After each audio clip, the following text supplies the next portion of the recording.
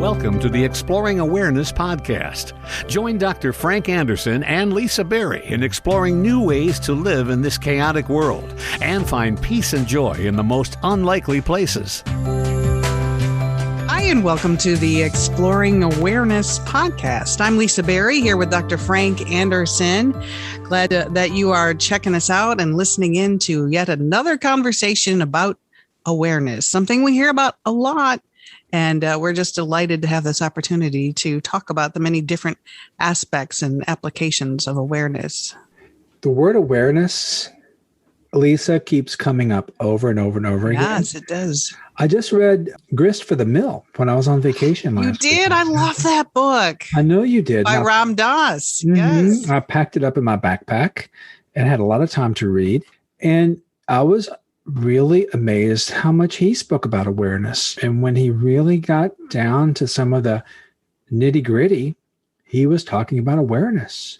And I thought that was fantastic. And when we talk about awareness, we're not talking about the thought of being aware, but we're talking about a deeper sense of presence, of being, of awareness that is similar for all of us. And when we talk about exploring awareness, we talk about using mindfulness techniques to arrive at a place where we have an awareness, mindful awareness perspective on things. And it opens things up a lot. I was just previewing our episode from last week too, on awe. And we're a little behind, right? Because I was on vacation. But I loved that episode, and I hope that if people haven't listened yet or done the guided meditation, to go back to that episode number 52 and do the guided meditation on awe, because I really loved how being in this place of awareness just opens up so much wonder and awe. And that's why we call this a big, fun journey. Yeah. I think when you hear the word awareness, you can think it's so complicated or complex, and really it's pretty basic, but it's just another way to look at and experience life that can pretty much rock your world, if you ask me. Isn't it true? You know, you kind of wake up or, it's like, wow, you can be aware of your thoughts. You can be aware of your emotions, and you can be aware of absolutely everything. We function a lot on autopilot, right? A lot of our stuff that we've learned our whole life, it's just functioning like as if it's normal. And when you take the awareness perspective, you might start to see that, well, wait a minute, dissecting it, taking it apart, and seeing if it actually makes sense. And so it is a fun adventure, but sometimes it requires some deeper work, doesn't it? Sometimes we see things about ourselves that can be difficult. Sometimes even hard to forgive ourselves for things that we see that we've done. Have you experienced that? Forgiveness. I think that's such a hot topic because I think people walk around holding on to so much anger and they can't forgive people from their past. And it's a big deal to be aware of forgiveness and be aware of who you may or may not be forgiving. And then I personally just thought, I'm good. I forgive everybody. I'm not going to hang on, because they say not forgiving someone is like punishing yourself because you're hanging on to the pain of it. But then I thought, what about forgiving myself? I went, I forgot someone. So, how can I forget? And so, yeah, that's my latest act of forgiveness, is forgiving myself. And I think that's huge. Well, it's great, Lisa, because the process that we've been through over the last year and a half of exploring awareness, kind of opens up those doors. And so I am in the same place. I think self-forgiveness can be one of the most difficult things that we run into, because, well, let's go back to the definition of mindfulness and remember that in that definition, they say mindfulness is paying attention, in a special way, non-judgmentally. And that can rub people the wrong way sometimes, because it's like, well, how can you be non-judgmental? We're so used to being judgmental. I think when you're judgmental, that is also similar to non-forgiveness. Ah, yeah. Not completely the same, but it has some of that same energy. Judging or holding someone or something accountable, and having a judgmental view about it, or perhaps a not a forgiving view. And so when people hear that, their rational mind says, well, wait a minute, you have to be able to have some judgment on things. You might say, well, you have to not forgive yourself, or else you might get away with things. What if you forgave yourself and then you can do anything that you want? I mean, there'd be a fear that you could do some terrible things, or do things that weren't morally correct. I mean, does that resonate with you at all? No, I'm big on intention. So of course I like to think that my intentions are pure, give or take this or that, but I never want to hurt anybody. So when I say forgiving myself, you know who I've hurt? Myself. So I have to forgive myself for hurting myself. So I guess I hear what you're saying, and I understand some people may be thinking, well, you could rob a bank and then just forgive yourself and it's not a big deal. That's not what I mean. I mean, forgive myself for maybe even not loving myself enough, or forgive myself for, I don't know, how I handled parenting, or forgive myself if I have a not charitable thought about somebody else. But it's not about, I'm not going to shoot someone and forgive myself. I'm just going to it's all in my head. Can you tell? Yeah. Well, I guess, there are some different ways, right? To forgive yourself. And as we've been talking about, exploring awareness, and we've been talking about the identification with awareness, and then what that opens us up to.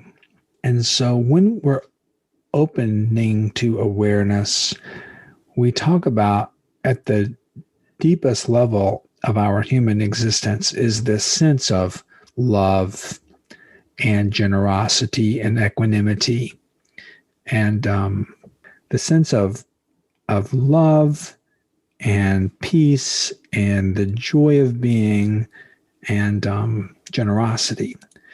And so, when we start operating from that place, then what you were talking about flows from the bottom up. You can't will yourself to forgive yourself, right? I mean, if it becomes a thought, but when you are aware that you're doing this, with awareness comes that sense of compassion.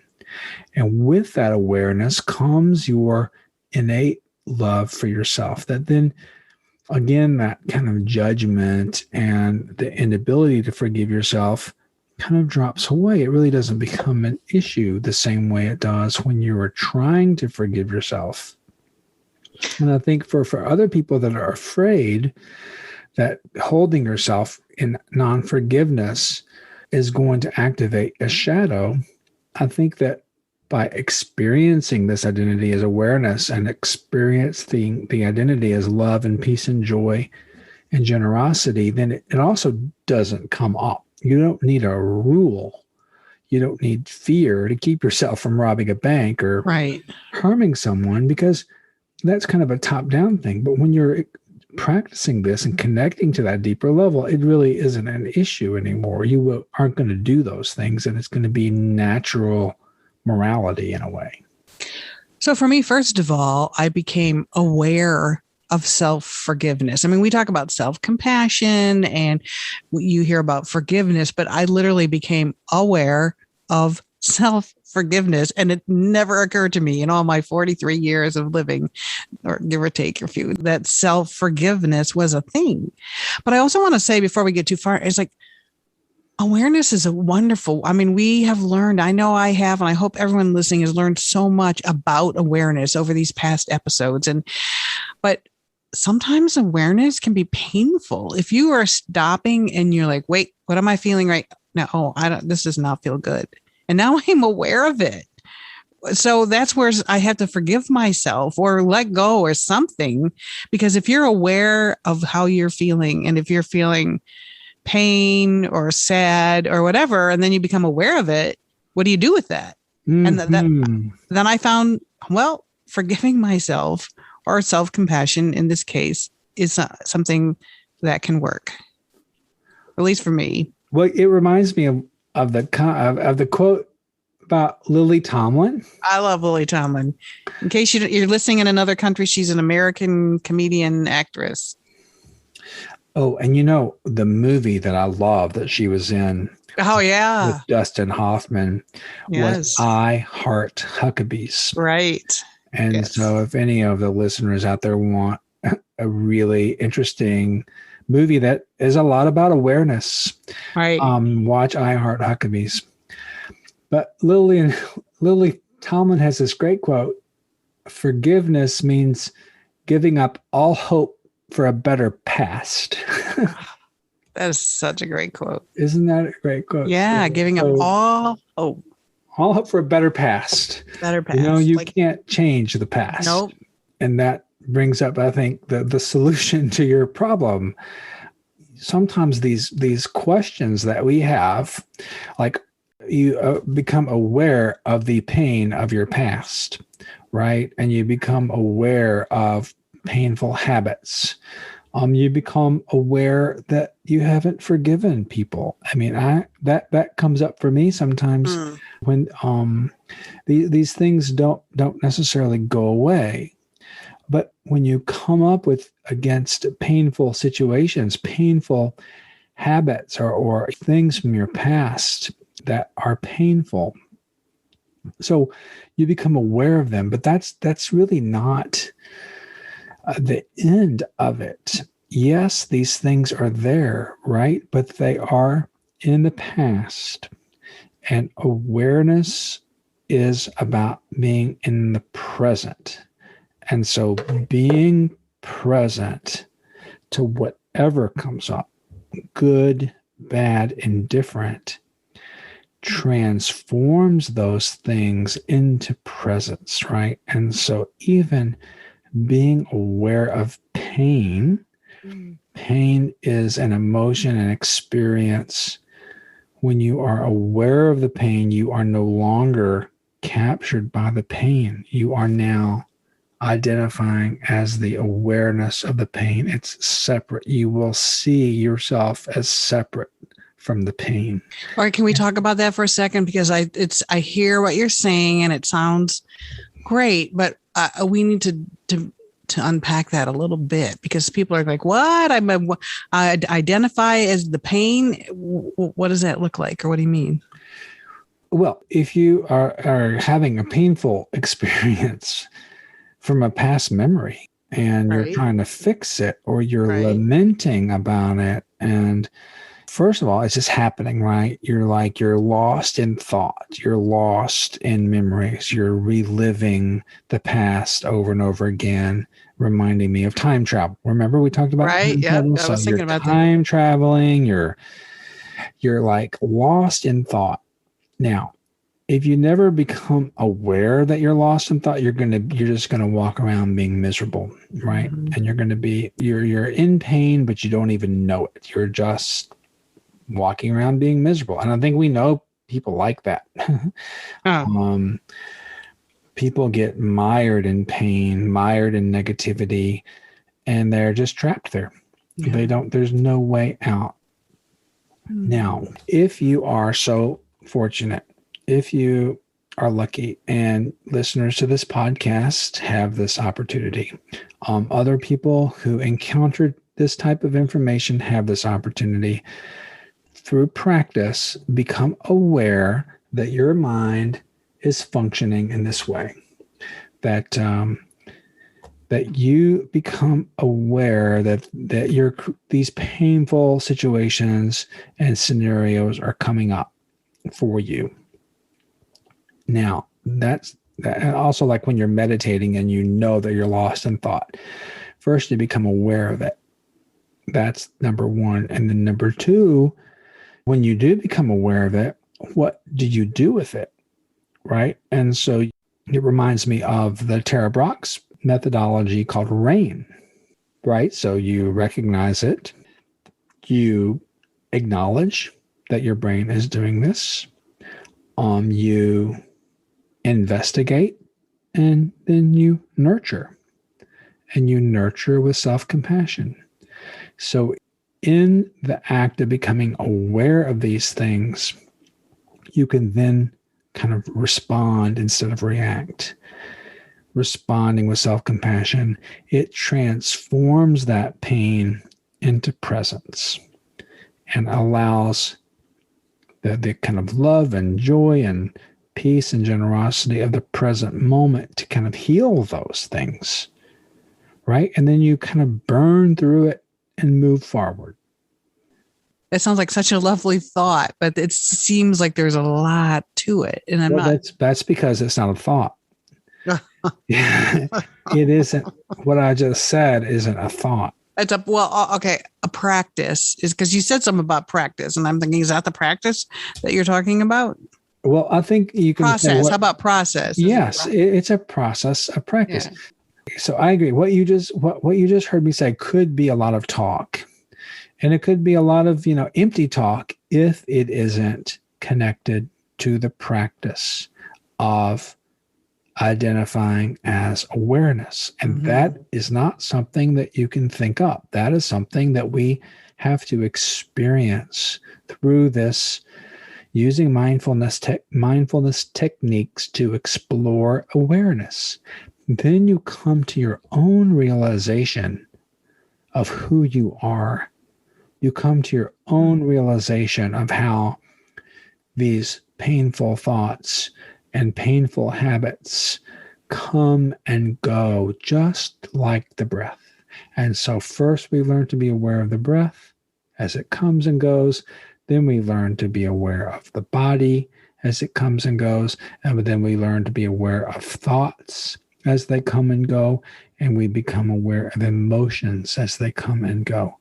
And as this all happens in our field of awareness, then this sense of compassion nurtures these things. It burns them. You become identified not with all those temporary things that come and go, but you become identified with the awareness of them and then what that means for you and others, right? It's a free place of unity and healing. Can I just say that that's for me where the big fun journey comes in, when you become aware of who you really are. Mm-hmm. That when you become aware of who you really are and carry that around with you and I don't want to say act, but just move forward or move through your day or move through your life based on the awareness of who you really are. There's so much freedom and fun, at least fun for me, because I found it's like I went home, I discovered who I really am. And now I know, I mean, I'm always learning and hopefully growing and evolving, but to know that and to come from that place of awareness of who you really are. I love, you came up with the term big fun journey, and that's what I associate that with. It is. And sometimes it can be painful, right? Oh, absolutely. But okay, can I just ask you that though? Sometimes when you become aware that you're feeling pain, that's where it becomes painful, because you're not always jolly and giddy and having a big fun journey. Sometimes things are going on and they're very, very painful. So if you are aware and you're in that moment, what do you do with that pain? Is it just going to be aware of it? It's going to fall off. I guess I'm saying there is some suffering or struggling as part of awareness. It can be. And the way to deal with that is to hold it in presence, hold it as a gift. And feel the pain? And feel the pain. Why? What you resist persists. Okay. And the only way out is through. All right. I should know that by now. I don't think it hurts to remind me and everyone listening. You're right. It doesn't make sense, right? Because we spent all of our lives avoiding pain, right, going toward what feels good. Yep. Now, and that's normal, right? That's just a normal thing that all animals do. So, it doesn't seem logical that you want to embrace the pain. But as long as you push it away, as long as it doesn't see the light of day, it is going to function inside. It's going to cause depression. It's going to cause anger. It's going to cause the bad behaviors. It's going to cause relationship issues. There's a lot of this that unearthed pain will have effects on your life. And so by unearthing it, by allowing the light of awareness to shine on it, it can't survive. It can't survive because you're going to see the truth of the matter. The truth of the matter is this pain is in the past. This pain is coming from habitual energy. You can see this, you can heal it. You can say, is this really how I want to live my life? You can change, you can heal.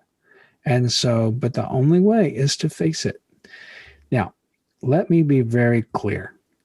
Sometimes we need help facing the pain. And so people then will engage with a counselor, a trusted friend, a clergyman or pastor, somebody is skilled in helping people kind of traverse these painful situations. But I mean, Lisa, that's what psychotherapists do all the time, is help people navigate their pain. But it isn't to be mired or stuck in the pain.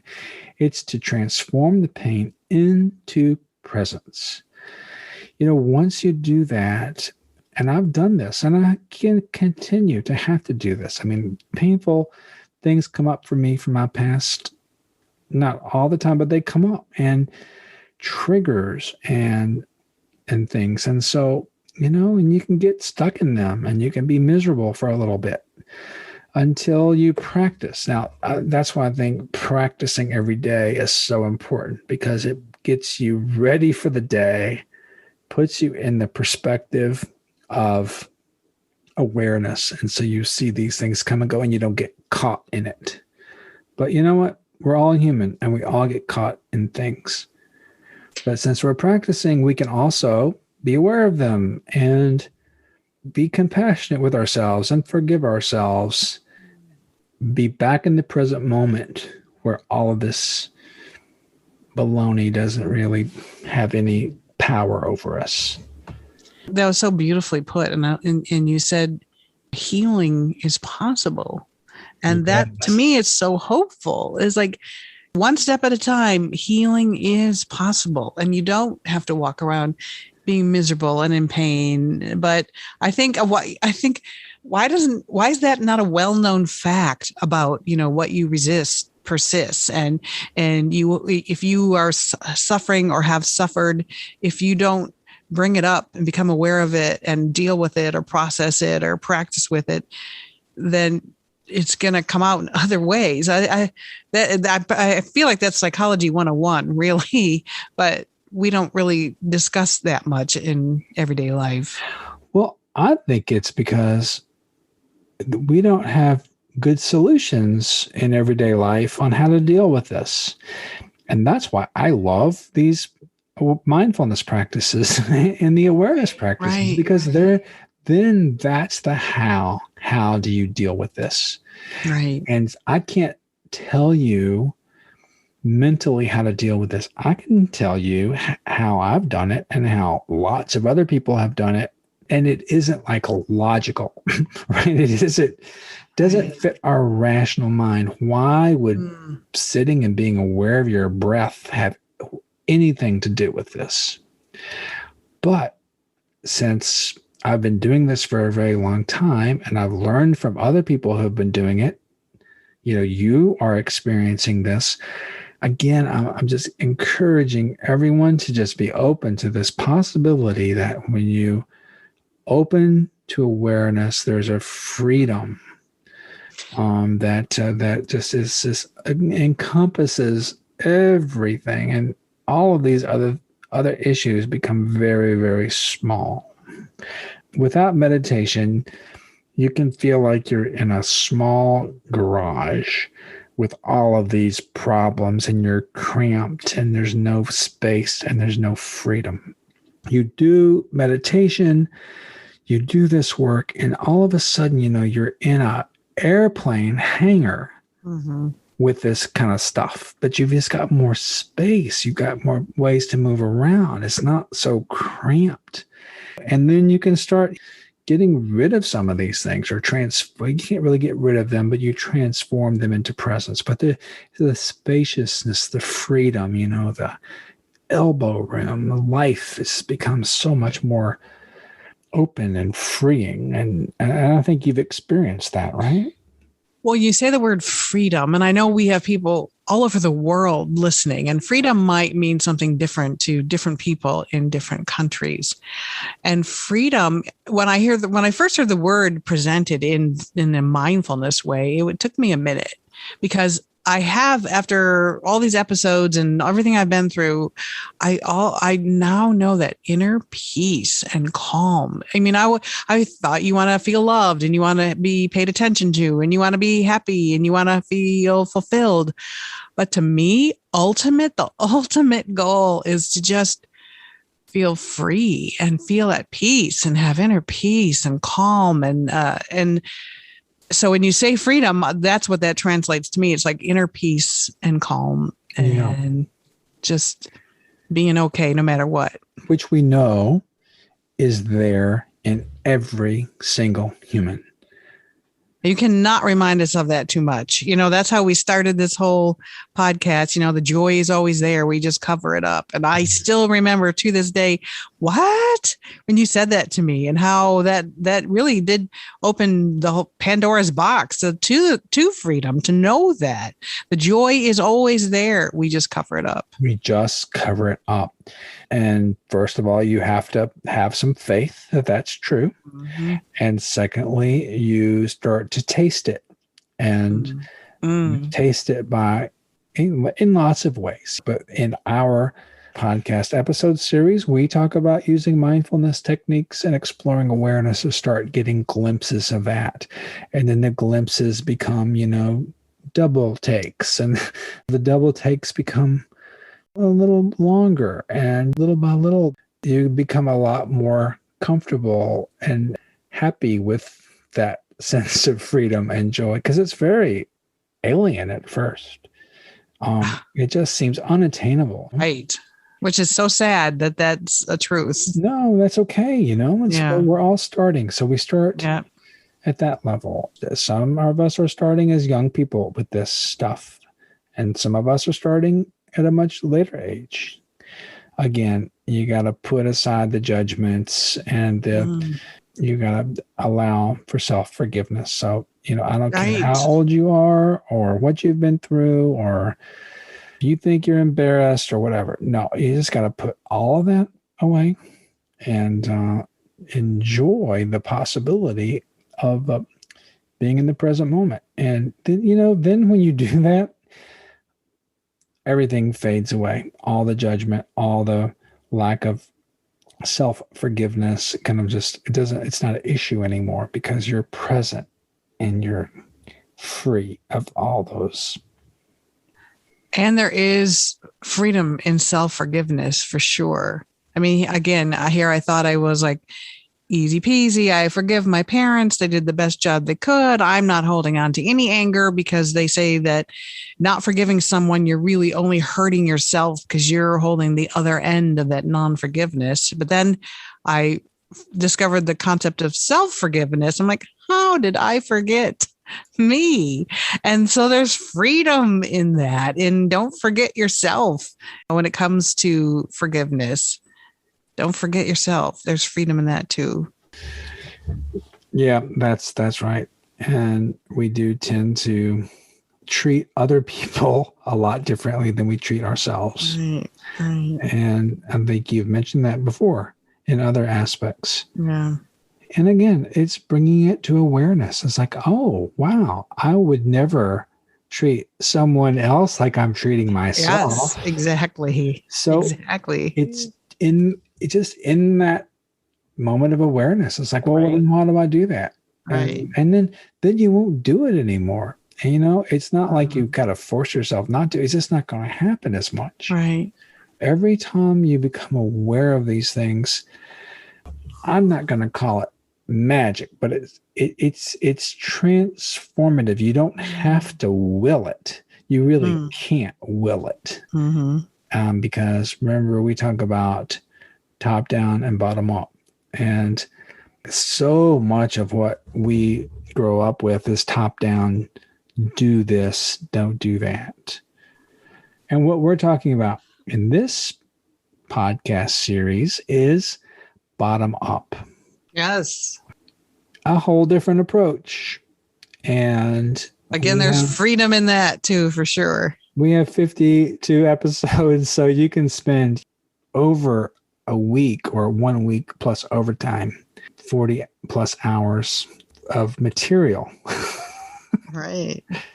That you could start back on episode 1 and go through the whole thing and join us in this journey. And it's been a journey for both of us. Right. And I think that if you listen from episode 1 to episode 53, which is this one, you'll see it's been a big fun journey. It's been hard sometimes and it's been fun sometimes, but it's a journey and we've been on a path with all of our listeners. It's been fantastic. And we exploring as we go. Yeah, we're just getting started. Yes, we are. There's freedom in exploring awareness and self-forgiveness and all the other things that we've talked about along the way.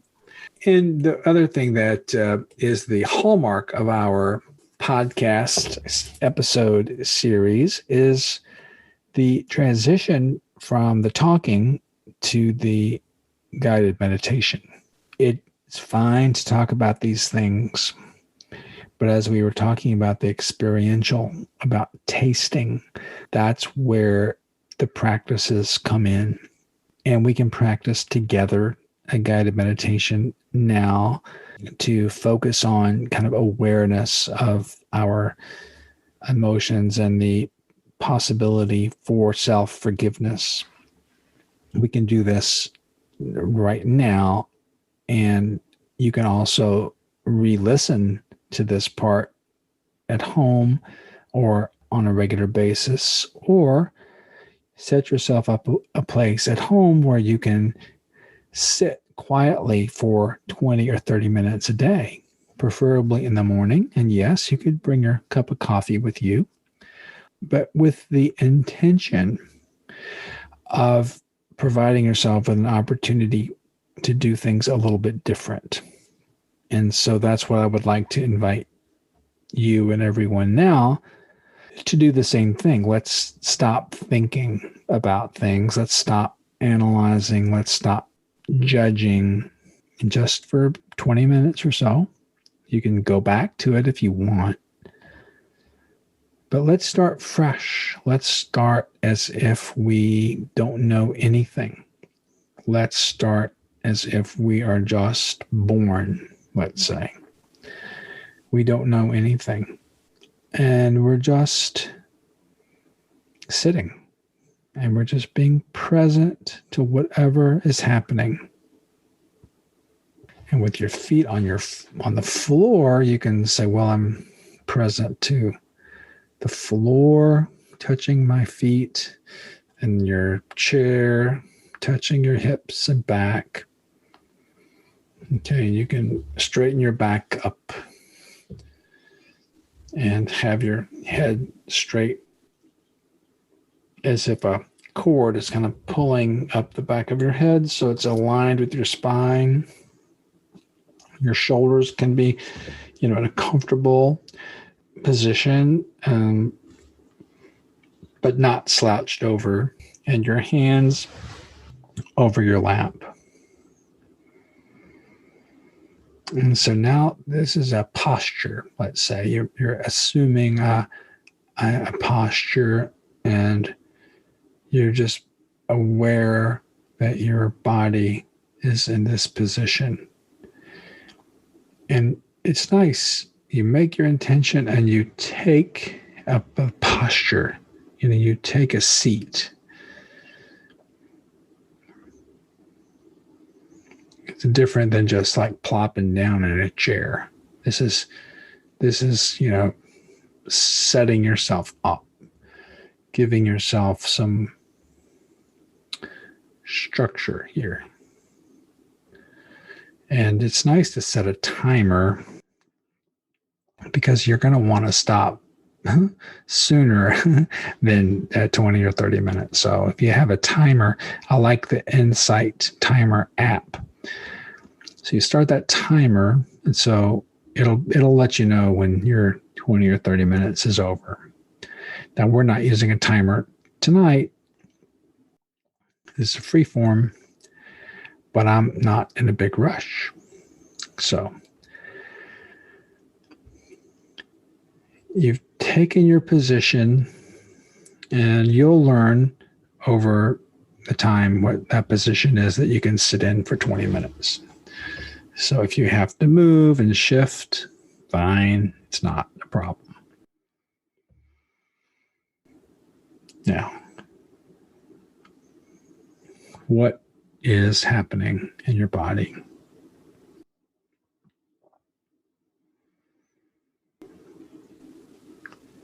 Breathing.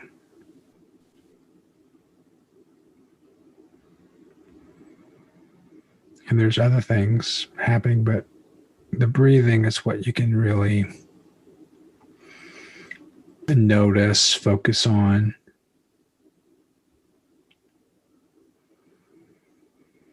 And, you can control your breathing if you want.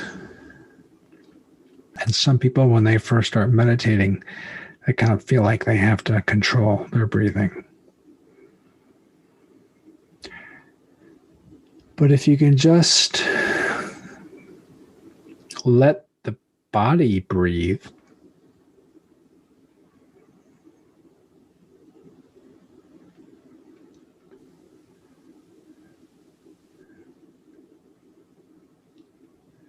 then if you're letting your body breathe, who are you?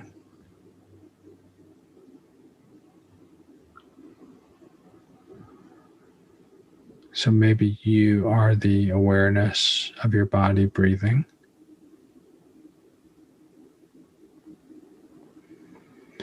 And don't try to figure that out. Just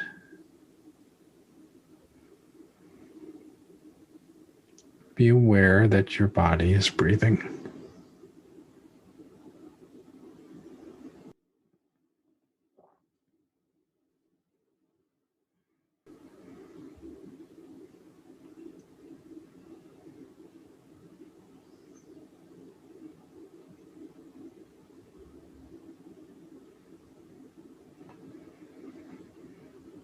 If you don't think about it too much, you are now identifying as awareness.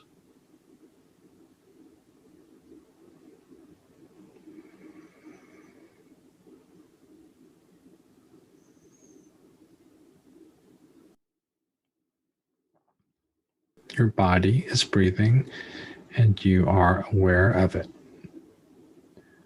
And that you are aware.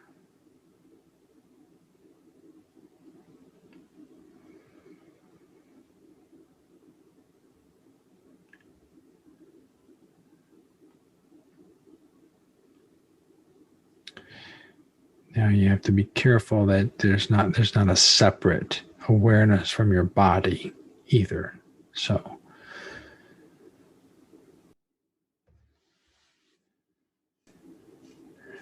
you can't think it, you just experience it.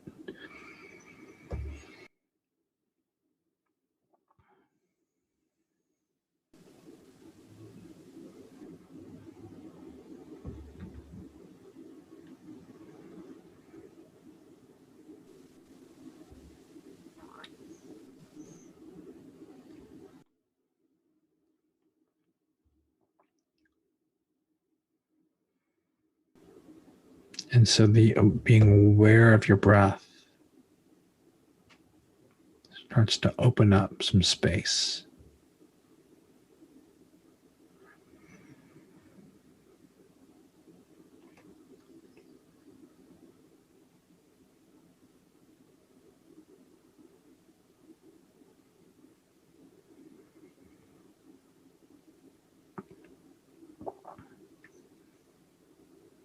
And then we do a quick body scan.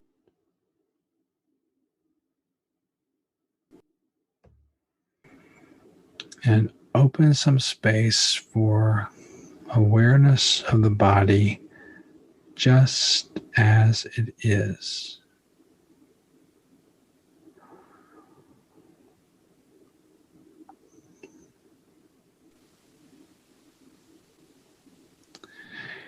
Now, you may like your body. You may not like your body. You may like part of your body and not part of your body. You might think you're too heavy. You might think you're too skinny. Whatever you want to evaluate about your body. Your body may have damage. Your body might have disease. Your body may have disability. All right? Now, whatever it is, whatever you wish it might be, or wish that it was, or hope for it to be in the future, right now, in this present moment, can you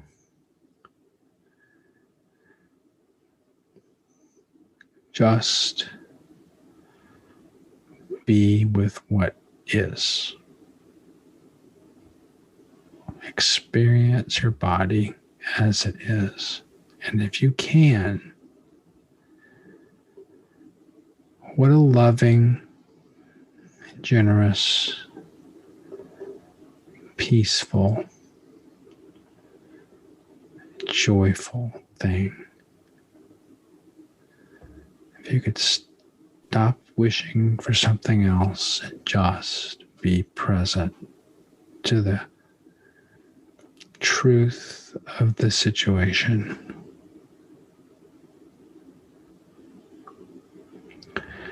It would convert these wishes and expectations and judgments into present moment awareness and joy and freedom.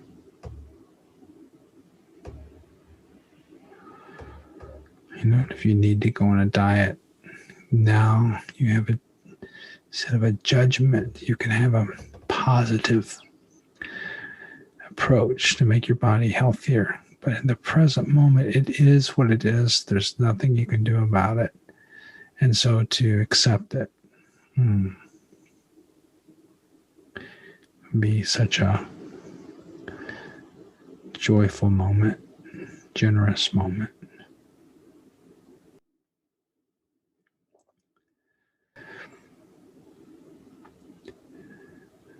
So that's again with mindful awareness, getting a sense of accepting what is in the present moment in the body. And now we can apply this same mindful awareness to what's happening in our brains.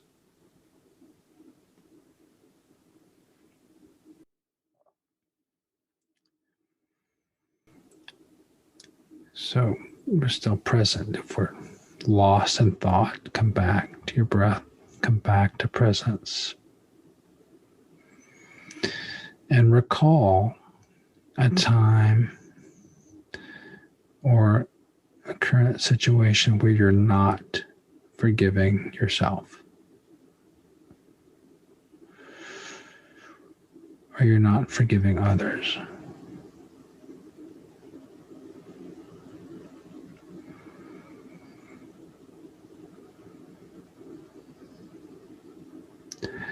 And what does that bring up? All kinds of things in your brain, the way things should have been, the way things could have been,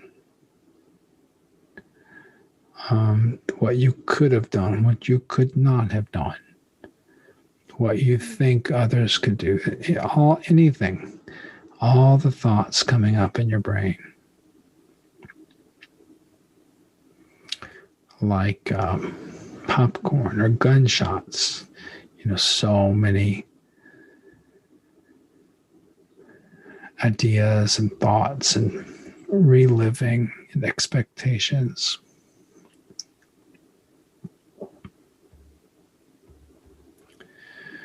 Right, but we're letting the brain do what it's doing in the present moment.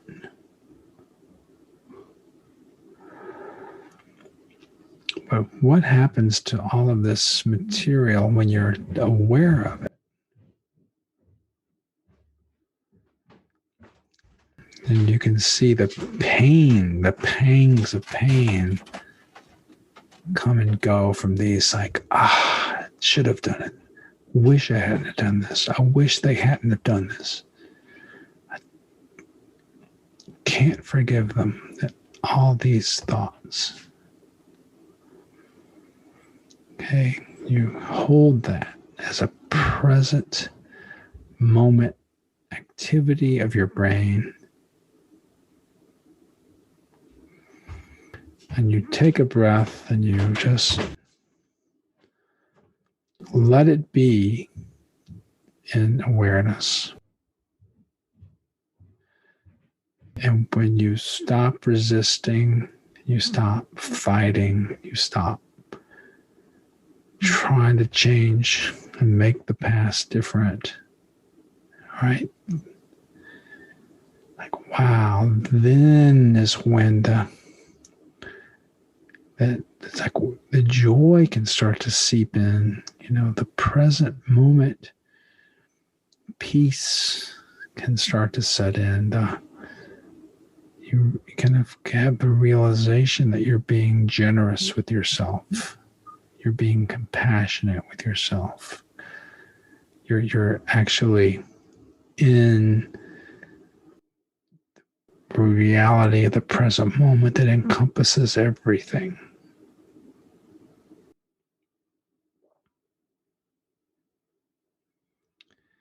Right? And just see if you can feel into that.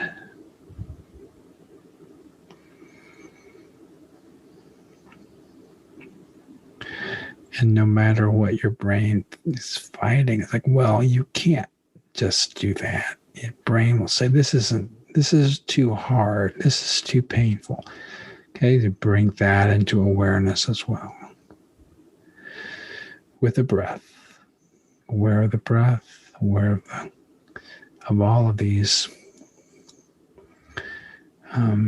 thoughts that you're recognizing, acknowledging. They're there. They're part of your experience. They're in the present moment. You can investigate them, see what this is all about, and in the awareness, nurture, right? Compassion, realization, understanding, wisdom.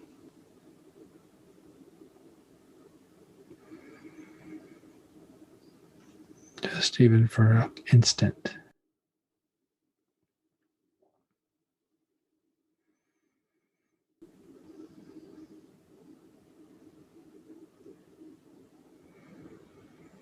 Yes, painful. Yes, difficult. Yes. That's what's happening in this present moment. But these things come and go. You do that to yourself sometimes, right? But what is persisting? It's not. You stop resisting.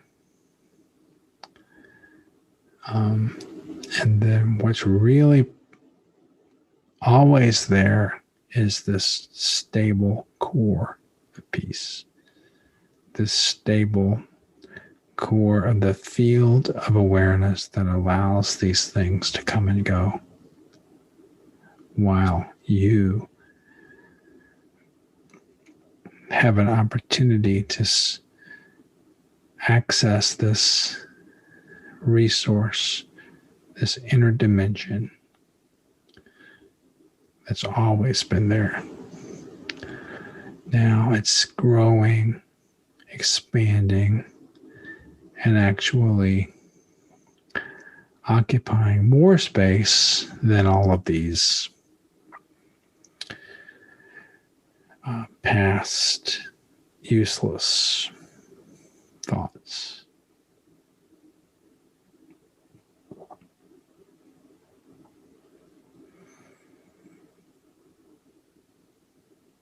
And this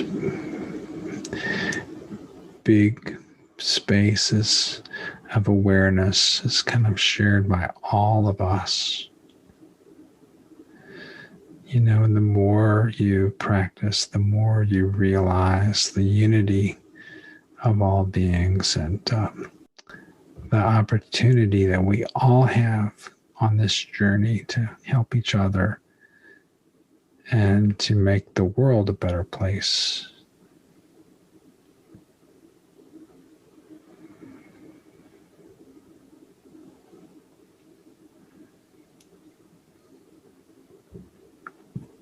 And so I know it's hard. We go back to the breath, okay? And you can just go back to the breath and be aware of the breath and just stay there for a bit. You know, this all seems too overwhelming. Just go back to the body and just ground in the body. Just feel the body, feel the breath.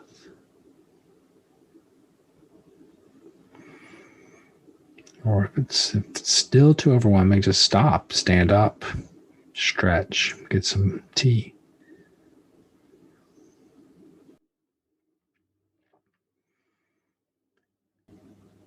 And try again later and talk to somebody. But keep practicing.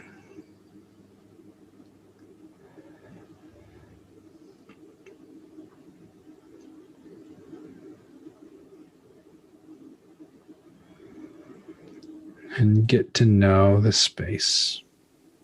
Become familiar with it so that it can be normal as opposed to something that seems so far away.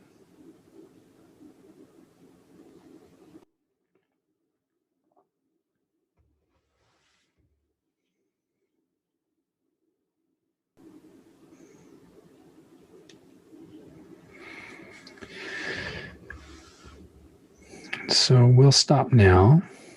A couple of breaths.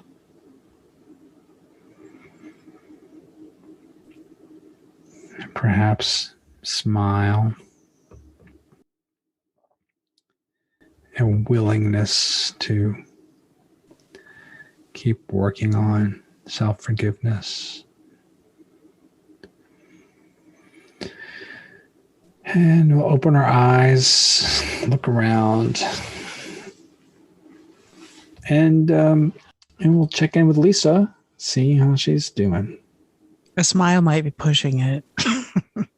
You said a lot of really, I don't know, intense or, I don't know, thought-provoking things in that meditation. So, I mean, smiling is always good, but wow, thank you. I just want to say thank you for everything that you said. I mean, was it awareness provoking? Absolutely. Sure. Yeah. Awareness provoking. That is a good way to put it. Yes. So, but I mean, I like how you kind of go with stream of thought, you know, and sometimes you're thinking what we're thinking and, you know, you say it and it's like, okay, that kind of helps the meditation flow. Yeah, that's what I think is really important.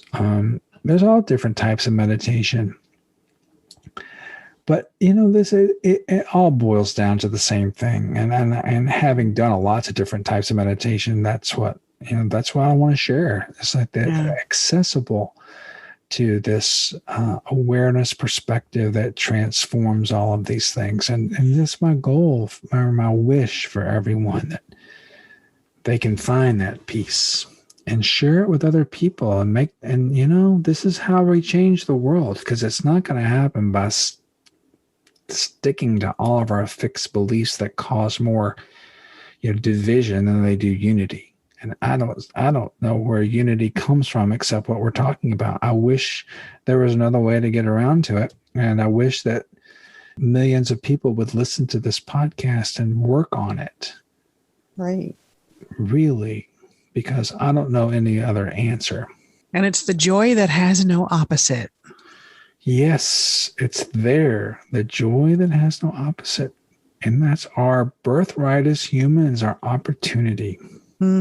So let's do our best to experience it and live a full, joyful human life. By exploring awareness. And thank you for everything you share, Frank. And thank you for everyone for listening. You can email us if you'd like at exploringawareness@gmail.com. You can find us on Instagram and Twitter and Facebook. But most of all, thank you for listening. And we really appreciate it. Yes, thank you for listening. Share it with your friends. Enjoy the big fun journey and forgive yourself all week long.